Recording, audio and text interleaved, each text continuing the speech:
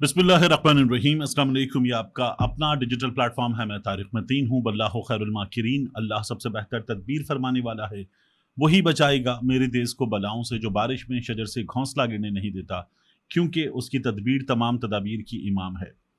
अक्टूबर की 29 तारीख मंगल का दिन, मेरा आपसे आज के दिन ये पहला इंटरेक्शन। मियाँ नवाज शरीफ वाशिंगटन डीसी पहुंच गए।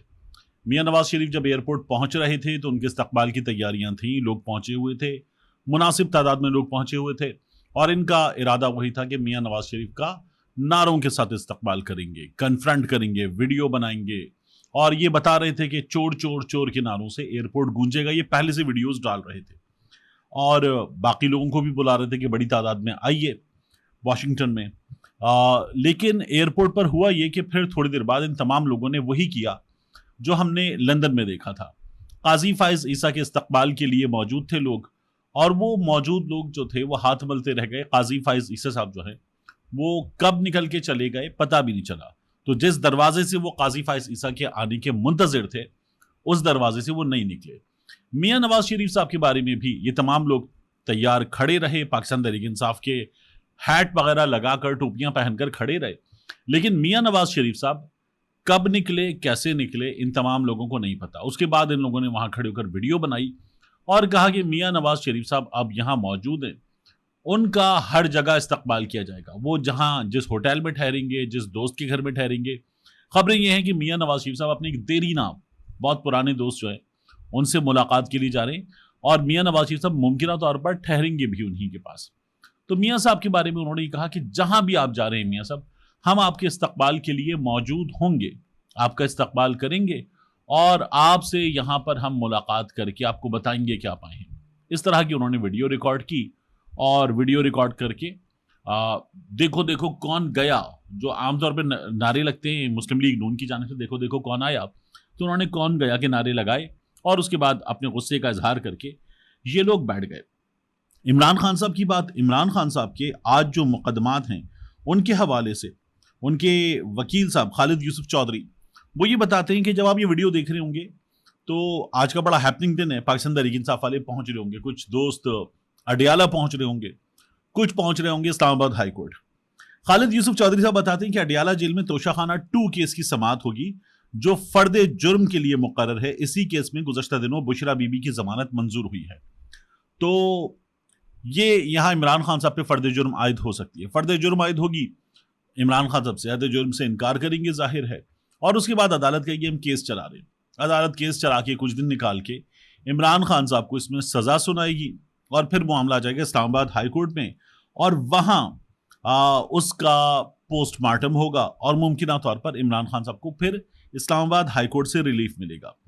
इसके अलावा ये अगर मामला आगे जाता है तो इमरान खान साहब की बरीयत, इस्लामाबाद हाई कोर्ट पे अलकादिर केस में इमरान खान और बुशरा बीबी की बरीयत की दरखास्त की समाअत जस्टिस आमिर फारूक और जस्टिस मियां गुल हसन औरंगजेब करेंगे। ये अलकादिर केस में है। इस्लामाबाद हाई कोर्ट में ही तोशाखाना फौजदारी अपील की समाअत जस्टिस आमिर फारूक और मियां गुल हसन औरंगजेब करेंगे।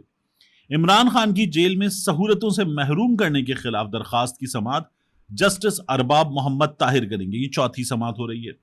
इमरान खान से फैमिली से मुलाकातों पर पाबंदी के खिलाफ दरखास्त की समाअत जस्टिस आमिर फारूक साहब करेंगे। तो इमरान खान साहब की काफी दरखास्तें हैं। पाकिस्तान तहरीक इंसाफ के वकला से मेरी बात हुई तो वो ये कहते हैं कि इमरान खान साहब को अब जेल में रखा नहीं जा सकता, और काफी अरसे से इमरान खान साहब को मजीद जेल में रखा नहीं जा सकता, लेकिन इमरान खान साहब को जबरदस्ती जेल में डाला हुआ है। यही बात अक़वाम मुत्तहिदा की जानिब से भी आई थी कि वो आर्बिट्रेरी इस वक्त जेल में है, तो इमरान खान साहब को जेल में डाल के रखो। अब बंदा अंडर ट्रायल जेल में है, यानी उस पर जो कुछ साबित करने की कोशिश की थी वो अदालतों से उसे लड़कर बगैर किसी डील के अपने आप को उन रस्सियों को तोड़वाकर आजाद करवा चुका है। लेकिन अब जबरदस्ती इमरान खान साहब को जेल में रखा गया है, ये उनके वकला कह रहे हैं। तो मैंने कहा इमरान खान साहब कब बाहर आ सकते हैं? उन्होंने कहा अदालतें रिलीफ देने पर आए, और रिलीफ भी नहीं जायज फैसले करें तो इमरान खान साहब जो है वो फौरी तौर पर बाहर आ सकते हैं। लेकिन उनका ये कहना है कि इमरान खान साहब को सिस्टम ने कैद रखा हुआ है, और सिस्टम इमरान खान साहब को लेकर बैठा हुआ है। इस मामले में शेख वकास अकरम साहब ने अपनी जमात के लोगों से ये कहा है कि इमरान खान साहब के लिए पहुंचे अदालत। पाकिस्तान तहरीक इंसाफ के मेंबरान पार्लियामेंट, तंजीमी अहदेदारान, ये सब इमरान खान साहब के खिलाफ जो झूठे मुकदमात हैं इनमें और बुशरा बीबी के साथ इजहारी यकजहती के लिए बवक्त 1 बजे court room number 1 Islamabad high court पेश हों। ये पाकिस्तान तहरीक इंसाफ की जानिब से अपने बंदों को हिदायत है। तो पाकिस्तान तहरीक इंसाफ वाले इस वक्त मोमेंटम गेन करके अपने लिए एक मुहिम बनाने की कोशिश कर रहे हैं। अली अमीन गंडापुर साहब ने फिर कहा है कि हम पूरे मुल्क में निकलेंगे, एहतजाज करेंगे, एहतजाज करके पूरा मुल्क बंद करेंगे। और गंडापुर साहब ये कहते हैं कि इमरान खान के साथ जो सलूक हो रहा है उस पर हमें बहुत तशवीश है। मरियम नवाज शरीफ साहिबा के बयान पर भी बात हुई और गंडापुर साहब कहते हैं कि हमें कॉल का इंतजार है, हुक्म का, जल्द कॉल देंगे हम उस हुक्म के बाद और पूरा मुल्क बंद करेंगे। तो ये गंडापुर साहब जो कह रहे हैं, तो ये हुक्म क्या किसका होगा? इमरान खान साहब का। इमरान खान साहब इनको ये नहीं कहेंगे कि अब आप मेरे लिए पूरा मुल्क बंद कर दें। इमरान खान साहब किसी स्पेसिफिक मामले पर एहतजाज की कॉल दे देंगे, लेकिन मेरे लिए पूरा मुल्क बंद कर देंगे इमरान खान साहब नहीं कहेंगे। यही अलीमा खान साहबा ने कहा था, करना है तो करो, वरना ये जो बातें हैं इनसे इमरान खान साहब की बहनों को उम्मीद नहीं है। अब यहां मैं आखिर में आपसे अर्ज करूं कि 26वीं आईनी तरमीम, इस मामले पर भी और जो अदालतों में हो रहा है उस मामले पर भी हुकूमत बहुत परेशान है। हुकूमती लोग बाकायदा तौर पर सर जोड़कर बैठे हैं। सबसे पहले तो वो प्रैक्टिस एंड प्रोसीजर में से कुछ पिटारी में से एक सांप निकालकर फिर दोबारा मुनीब साहब को इससे निकालना चाहते हैं और कोई ना कोई तिगड़म लड़ाना चाहते हैं। अब वो तिगड़म कैसे लड़ाया जाएगा, हुकूमती वुकरा इस पर काम कर रहे हैं। पहले था 3 सीनियर जज, फिर उसके बाद आया 2 सीनियर जज और 1 जज चीफ जस्टिस की मर्जी का। अब की बार चीफ जस्टिस ने अपनी मर्जी का जज ले लिया मुनीब साहब को, तो अब क्या करेंगे? यानी क्या आप ये इस तरह की तरमीम ले आएंगे कि तीसरे नंबर का जज नहीं हो सकता?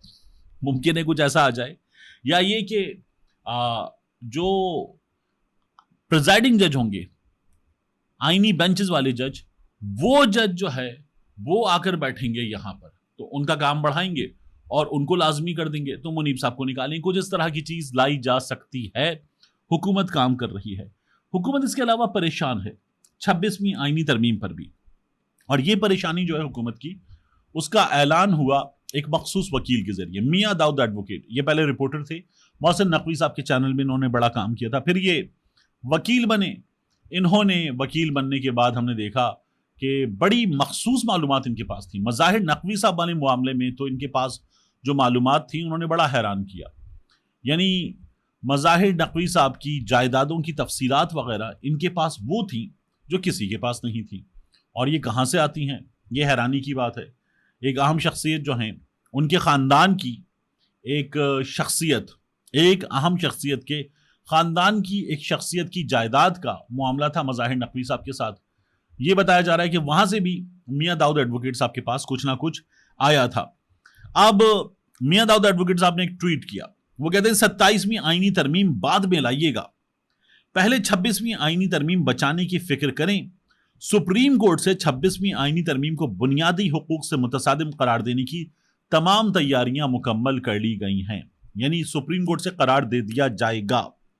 लाहौर और इस्लामाबाद में कायम एक बड़े कॉरपोरेट चैम्बर में बैठकर आईनी दरखास्त की तैयारी भी हो गई है।